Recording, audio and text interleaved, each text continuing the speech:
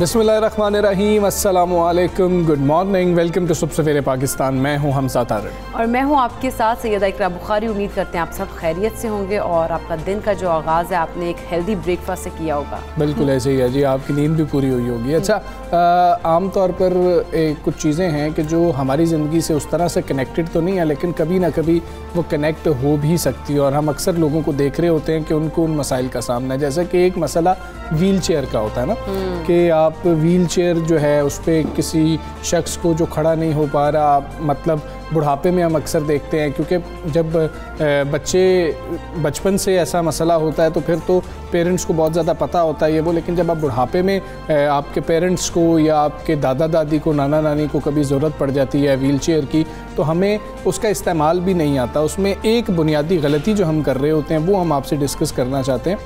इकरा, जब आप चढ़ाई से नीचे उतर रहे होते हैं तो व्हील चेयर मैंने अक्सर देखा है कि लोग किस तरीके से इस्तेमाल कर रहे होते हैं, क्योंकि आइडिया ही नहीं होता कभी ज़िंदगी में और किसी को इस्तेमाल करनी भी ना पड़े, तो वो सीधा ही नीचे लेके जा रहे होते हैं जैसे हम व्हील चेयर को आगे मूव कर रहे होते हैं। लेकिन जब भी आप चढ़ाई से नीचे उतर रहे हों तो व्हील चेयर को उल्टा कीजिए, बिल्कुल ऐसे, और उतराई की तरफ उसकी बैक होनी चाहिए, रुख चेंज हो, और जो फेस हो या फ्रंट हो व्हील चेयर का वो ऊपर की तरफ होना चाहिए, और आप पीछे खड़े हैं और फिर उसको नीचे रिवर्स लेके आ रहे हैं। तो ये एक तरीका है। इस तरह से कई हादसे भी रूनुमा हो जाते हैं कि फ़र्स्ट टाइम जब आप कर रहे होते हैं आपको पता ही नहीं होता है और आप उतराई के ऊपर जो है उसको सीधा लेके जा रहे होते हैं, तो फिर वो आपके कंट्रोल में ही नहीं रहती है और इम्बैलेंस हो जाता है जो पेशेंट उसके ऊपर होता है, जो शख्स उसके ऊपर होता है। इंसिडेंट पेश आ सकता है। तो ये एक छोटी सी नॉर्मल आप कहने की लाइफ की एक चीज़ होती है जिसको आपको समझना और उसको लर्न करना बहुत ज़्यादा ज़रूरी भी है।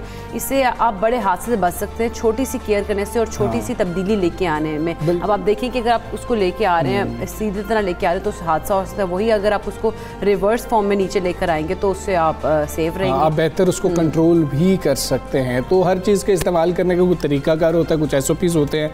तो ये एक तरीकाकार है कि जिस वक्त आप व्हील चेयर पर किसी शख्स को लेके जा रहे हैं, तो फिर जब आप उतराई में आ रहे हैं तो आपने रिवर्स में आना है, उल्टे आना है, सीधा नहीं लेके आना, उससे कोई भी हादसा रूनुमा हो सकता है। तो चलें जी, हम आपको बताते हैं कि मुल्क भर में कोरोना केसेस में तो हम जिस तरह से देख रहे हैं कि मुसलसल कमी का रुझान जारी है। योमिया केसेस भी कम रिकॉर्ड होने पर हुकूमत ने भी सुख का सांस लिया। उधर हुकूमत पाकिस्तान ने ओवरसीज़ पाकिस्तानियों के लिए मुल्क में कोरोना वैक्सीनेशन की रजिस्ट्रेशन की सहूलत भी मुतारिफ करवाई है। मुत्तहिदा अरब अमारात में पाकिस्तानी सिफारत खाने के मुताबिक अब बैरून मुल्क लगने वाली वैक्सीन की रजिस्ट्रेशन पाकिस्तान में कराई जा सकेगी। दूसरी जानिब एक नई तहकीक के मुताबिक वैक्सीनेशन कोविड-19 से मुतासर होने पर बीमारी की ज़्यादा शिद्दत से बचाने के लिए बहुत ज़्यादा मौसर है, चाहे कोरोना की डेल्टा किस्म का ही सामना क्यों ना हो। बिल्कुल ऐसे ही है। इस तहकीक में ये भी दरियाफ्त किया गया कि जो लोग वैक्सीनेशन कराते हैं उनमें बीमारी से अस्पताल में दाखिले या मौत का ख़तरा 90% तक कम तो हो जाता है, जबकि आलमी इदारा सेहत ने कमज़ोर मदाफ़ती निज़ाम के हामिल अफराद के लिए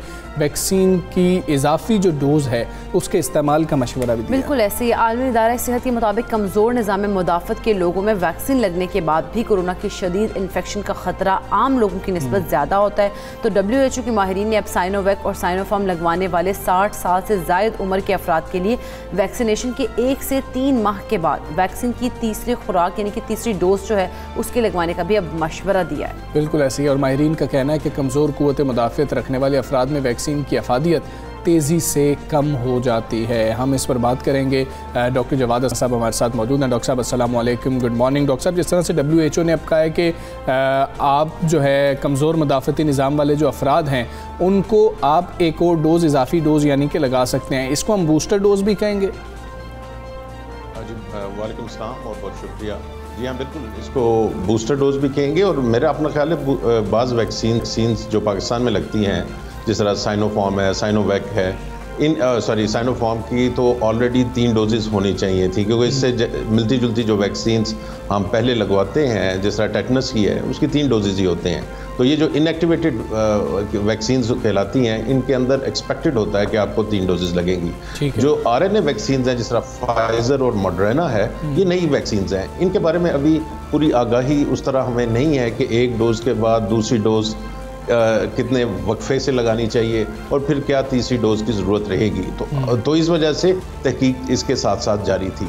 तो अब जो डेटा आया है, जो रिसर्च आई है, उसके अंदर यही हुआ है कि वक्त के साथ इसकी जो मुदाफ़त है उसमें कमी होती है, और जिन लोगों का इम्यून सिस्टम मजबूत नहीं होता, मुदाफ़ती निज़ाम किसी भी वजह से कमज़ोर है, वो बूढ़े हैं, वो बीमार हैं, या कोई और ऐसी वजह है, कैंसर है, तो उनके अंदर ये उनकी जो मुदाफ़ती ताकत होती है वैक्सीन की, वो जल्दी ख़त्म हो जाती है। तो इस वजह से बैरूनी ममालिक के अंदर डॉक्टर्स, हेल्थ केयर स्टाफ को भी ऑफ़र किया जा रहा है कि वो एक बूस्टर डोज लगवा लें, और क्योंकि वो हाई रिस्क एनवायरनमेंट में काम करते हैं, इस तरह बूढ़े लोग या जिन लोगों का मुदाफ़ती निज़ाम है उनको कहा जा रहा है कि आप एक बूस्टर डोज लगवा लें।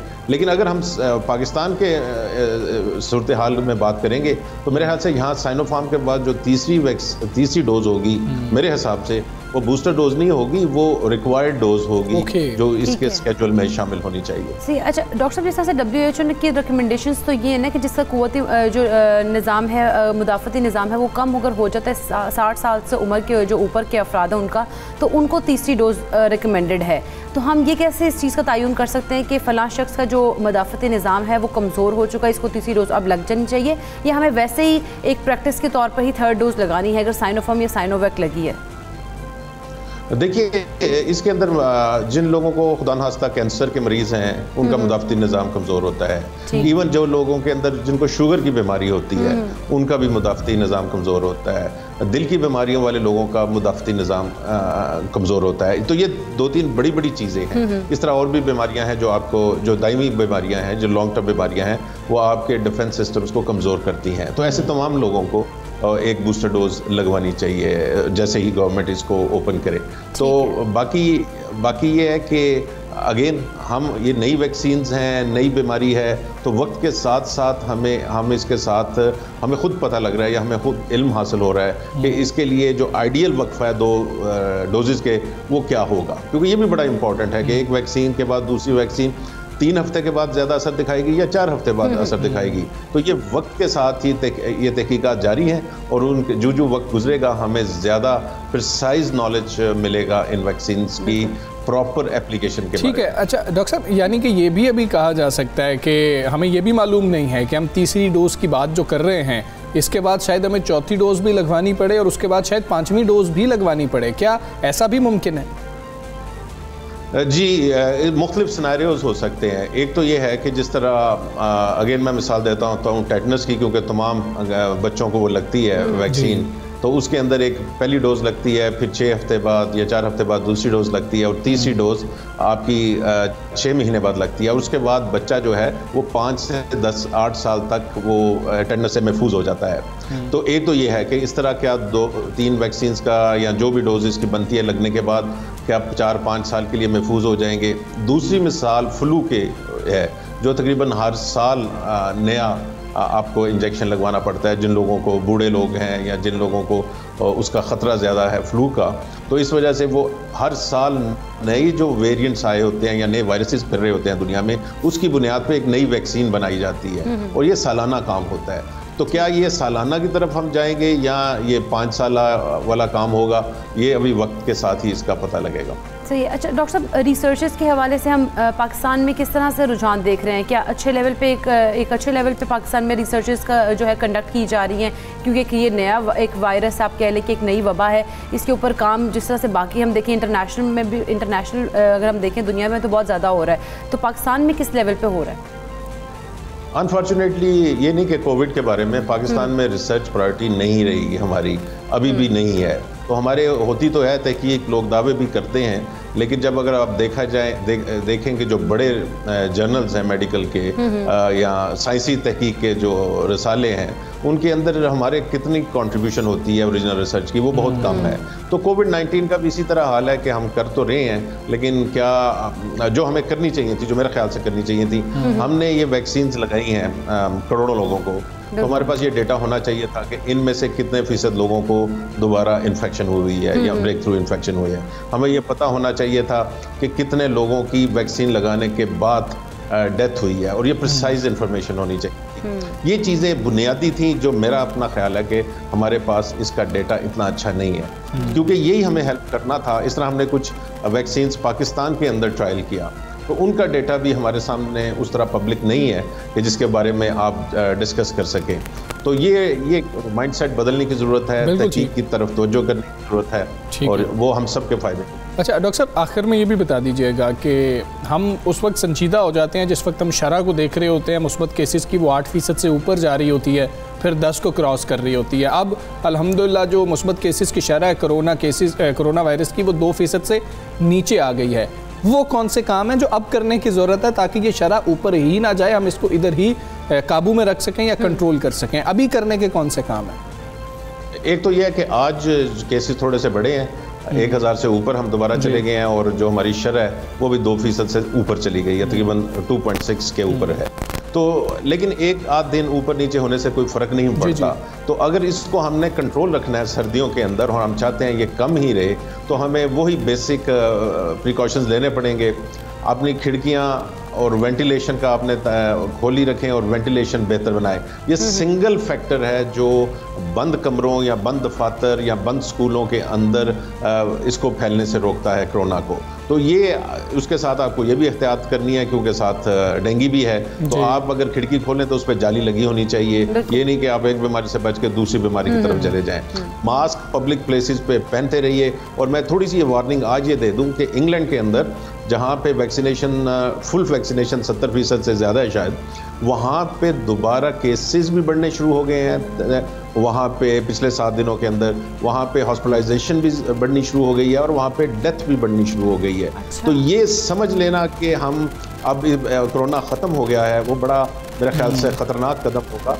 कोरोना मौजूद है और हमें इसके साथ अपनी एहतियात ज़रूर करें, और उसके साथ आप अपनी ज़िंदगी भी गुजारें, कारोबार भी करें, लेकिन ये छोटी छोटी एहतियातें अगर आप बिल्कुल करें, ऐसे ये इस वबा के साथ अब जीना सीख लिया जाए, और जो हमें बताए जा रहे हैं कि SOPs हैं उनका ख्याल ख़ास तौर पर अभी भी रखा जाए, बेशक शरह नीचे आई हुई है। बहुत शुक्रिया आपका डॉक्टर साहब। फिर पाकिस्तान से आप बात कर रहे थे, 2.3% तकरीबन आज की जो शरह है, जो ताज़ा तरीन NCOC की जानिब से अदादोशुमार सामने है। कल 1.6 थी, तो हम देख रहे थे कि 2 से नीचे ही जा रही थी, अब कल भी पता लगेगा। तो अगर हम देखें तो हम लोग बहुत ज़्यादा खुश भी थे कि पॉजिटिव केसेस की शरह उस तरह से अब ऊपर नहीं जा रही बल्कि कम होती जा रही है। लेकिन हम देखते हैं फिर इसके साथ साथ कि हम एहतियात करना छोड़ते हैं। यही हम पिछले 2 सालों में प्रैक्टिस करते आ रहे हैं कि हम एहतियात छोड़ देते हैं। जब भी केसेस नीचे आते हैं, शरह उसकी नीचे आती है, एहतियात छोड़ते तो केसेस बढ़ जाते हैं। तो काइंडली SOPs के ऊपर अमल दरामद करें, और जो आपको एहतियात का कहा गया उसके ऊपर जो है एहतियात भी करना लाजमी है। बिल्कुल ऐसी है। आगे बढ़े, कुछ तालीम की बात करते हैं। पाकिस्तान की तारीख पर नज़र डालते हुए हमें पता लगता है कि 7 दहाइयों से तालीम कभी भी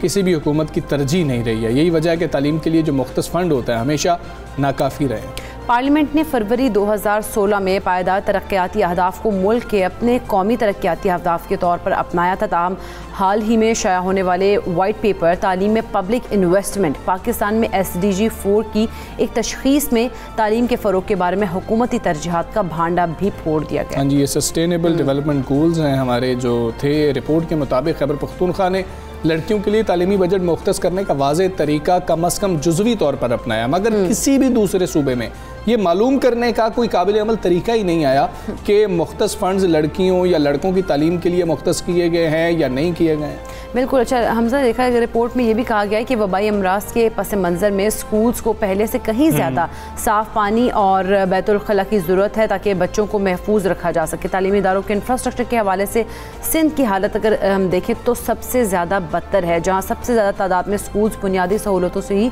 महरूम हैं। और फिर सिंध ने ही कहा था कि हमारे पास बेहतर जो है निसाब भी मौजूद है, हम बेहतर फ़ैसले भी इस हवाले से कर सकते हैं। जब यकसां तालीमी निसाब की बात हो रही थी, स्कूलों की इमारतें ख़तरनाक करार दी गई हैं, वहाँ पर हुकूमती और सियासी सतह पर बेअमली की ये हालत बिलाखिर ख़त्म तो होनी चाहिए, ताकि हम जो सस्टेनेबल डेवलपमेंट गोल 4 के तहत बात कर रहे हैं, पाकिस्तान के बैनुल अक़वामी वादों को पूरा करने की जानिब पेशरफ्त को भी यकीनी बनाया जा सके। घोस्ट स्कूल्स यहाँ पर मौजूद हैं, वहाँ पर बच्चों के लिए स्ट्रक्चर नहीं है, बच्चों के लिए बैठने के लिए जो है फर्नीचर मौजूद नहीं है, ऐसी मुश्किलात का सामना है और तालीम का वादा जो हर पार्टी लगाती है। एग्जैक्टली हम तो जो बेसिक बच्चों को ज़रूरत होती है, बैतुल खुला की बात की जाती है, साफ़ पानी की होती है, वहाँ पर वो चीज़ें भी मुहैया नहीं होती बच्चों को। अब तो बच्चों से जुएं निकलवाई जा रही हैं। रहीम खान की जो वीडियो सामने आई है हेडमिस्ट्रेस की जानिब से, ये तो हालत है यहाँ की। ये तो हालात है, अस्तगफिरुल्लाह। खैर, हम अब इस पर बात करेंगे। माहिर तालीम आयशा रज़ाक साहब हमारे साथ मौजूद हैं। अस्सलाम वालेकुम, गुड मॉर्निंग। आयशा साहब, तालीम पर सिनफी इंसाफ के साथ खर्च किया जाना सस्टेनेबल डेवलपमेंट गोल्स का कितना अहम हिस्सा है, और पाकिस्तान में अभी अगर हम पाकिस्तान की बात करें तो इस वक्त कहाँ पर खड़ा है?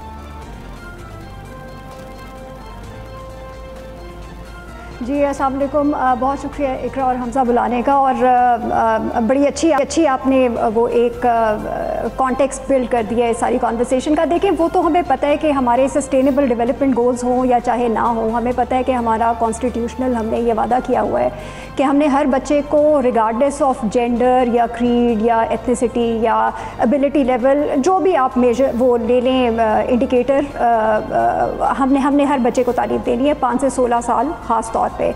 उसके अंदर देखें, जेंडर की एक डेफिनेशन, इनफैक्ट मैं कल परसों कहीं पर बात कर रही थी कि जेंडर की डेफिनेशन अब तो ना सिर्फ SDGs के हवाले से, बल्कि हमारा 2018 के अंदर हमने ये भी कह दिया है कि देखिए अब हमारे पास एक तीसरी जेंडर भी आप अपने आप को बेसिकली ट्रांसजेंडर के तौर पे भी वो कर सकते हैं आइडेंटिफाई। तो मेरे ख्याल में एक तो ये कि हमें डेफिनेशन थोड़ी सी, चाहे उनकी आबादी कम है, लेकिन हमें डेफिनेशन थोड़ी सी वो करनी पड़ेगी एक्सपैंड, क्योंकि वादा ये है कि सब बच्चों को no child will be left behind. So एक तो ये बात। दूसरी बात ये है कि देख लें कोई भी ग्लोबल जेंडर गैप इंडेक्स आप उठा के देख लें, मेरे ख्याल में जो मोस्ट रिसेंट इंडेक्स है उसके मुताबिक पाकिस्तान 153 कंट्रीज़ में से 151 है।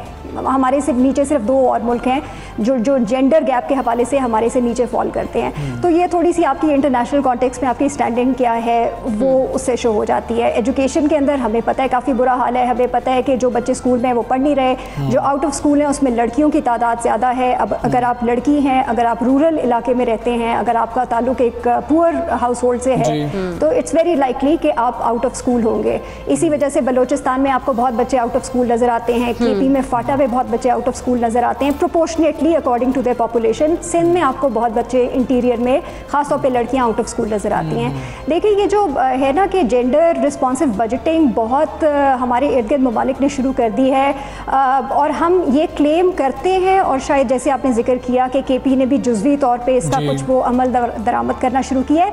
देखिए, मेरे ख्याल में टू यूज़ अ वेरी वो क्रूड किस्म की लैंग्वेज में, मेरे ख्याल में ये जुगाड़ किस्म का जो वो आप कहते हैं ना कि आपने शुरू किया है जेंडर रिस्पॉन्सिव बजटिंग, मेरे ख्याल में जिस तरीके से होनी चाहिए, एक सिस्टमैटिक तरीके से, जो टेक्निकल इसकी एक फ्रेमवर्क होता है उसको फॉलो करते हुए कि आप एक जेंडर एनालिसिस करें, उसकी बेसिस पे आप अपनी नीड्स इस्टेब्लिश करें कि इस पॉपुलेशन को, इस जेंडर पर्टिकुलर जेंडर की पॉपुलेशन को इन चीज़ों की रिक्वायरमेंट्स इन मखसूस जगहों पे है, आप उसके मुताबिक फिर अपनी रिसोर्स एलोकेशन करें, उसके मुताबिक आप अपनी स्कीम्स बनाएं, उसके मुताबिक आप मॉनिटर करें कि अब आप वो एक्सपेंसेस या एक्सपेंडिचर कर भी रहे हैं या नहीं। और सबसे बड़ी बात, आप इवेल्यूएट कैसे कर रहे हैं कि नंबर ऑफ स्कूल्स बनाना काफ़ी नहीं है, नंबर ऑफ टीचर्स ट्रेन करना काफ़ी नहीं है, number of free text books देना काफ़ी नहीं है, लेकिन उसके नतीजे में क्या आपने ज़्यादा बच्चों को इनरोल किया है, ज़्यादा बच्चों को रिटेन किया है, ज़्यादा बच्चों ने एजुकेशन कंप्लीट की है, ज़्यादा बच्चों के लर्निंग आउटकम्स चेंज हुए हैं। ठीक है, अच्छा डॉक्टर आयशा, जो क्वांटिटेटिव और क्वालिटेटिव, ठीक है डॉक्टर आयशा, ये भी बताइएगा कि बच्चियां स्कूल से बाहर हैं, आउट ऑफ स्कूल हैं, दूसरा ड्रॉप आउट भी है, ये दोनों मुश्किलात का सामना बच्चियों के केसेस में हमें पूरे पाकिस्तान में, खा कोई भी शहर ले लें, कोई भी गांव ले लें, वहाँ पर ज़्यादा ही देखने को मिलता है। इसकी बड़ी रीज़न क्या है? पेरेंट्स की विल नहीं है। जब गवर्नमेंट से बात होती है तो वो बड़ी रीज़न यही देती है कि पेरेंट्स की विल नहीं है, पेरेंट्स को समझाने की ज़रूरत है, पेरेंट्स को बताने की ज़रूरत है। पेरेंट्स की विल क्यों नहीं है? क्या उनको तालीमी निज़ाम पर भरोसा नहीं है, या उनको पता है कि ऐसी सहूलियात ही नहीं है कि कल को हमारे बच्चे पढ़ के कुछ और कर लेंगे तो बेहतर है कि पढ़ने की ज़रूरत नहीं है, वो आज से ही कुछ काम करना शुरू कर दें?